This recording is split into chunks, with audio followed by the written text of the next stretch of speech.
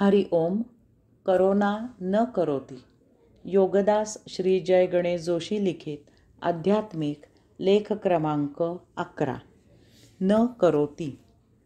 साक्षात्कारी स्वस्वरूपावस्था प्राप्त आत्मानुभवी असे येथे राहण्यासाठी तुला 3 नकारात्मक गोष्टी कटाक्षाने अंगी बाणून घ्यायच्या आहेत.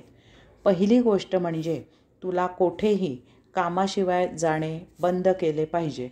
विनाकारण कधीही चुकूनसुद्धा कोठेही अनावश्यक जायचे नाही.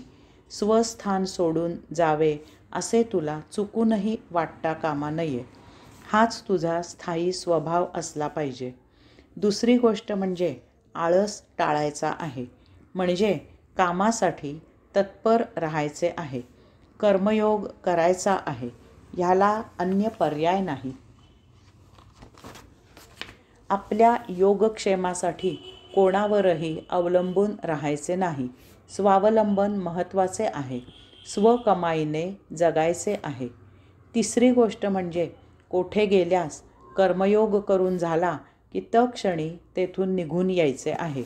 थांबायचे नाही.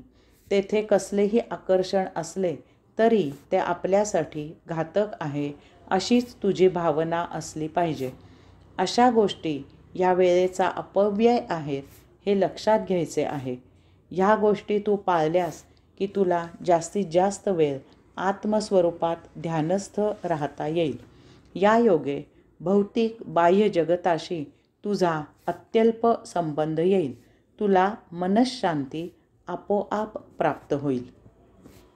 लेख क्रमांक 12. न करोति. तुला माहीत आहे की पेल्यामध्ये गढूळ पाणी घेऊन तो पेला जर एका बाजूला न हलविता काही वेळ ठेवला तर त्यामधील गाळ त्या पेल्याच्या तळाला साचतो. हे आपोआप घडते. तुझ्या देहाबाहेरील घाण धुवून, आंघोळ करून इत्यादी प्रकारे तू स्वच्छ करू शकतोस.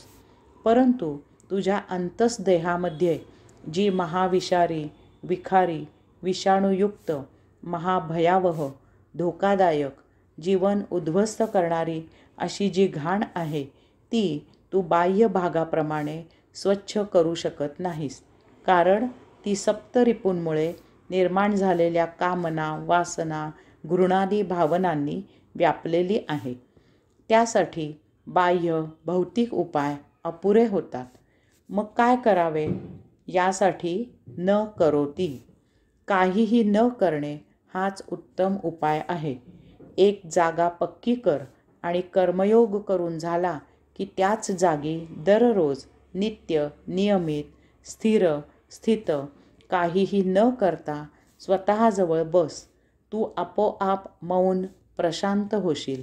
ह्याचा सुपरिणाम म्हणून तुझ्या अंतस्देहामधील महाविषारी, विखारी, विषाणूयुक्त घाण आपोआप निष्क्रिय होईल. तुला अक्रियायोग प्राप्त होईल. अशा प्रकारे मोकळा झालास की तू एकटा झालास. आता तू माझ्याकडे येऊ शकशील.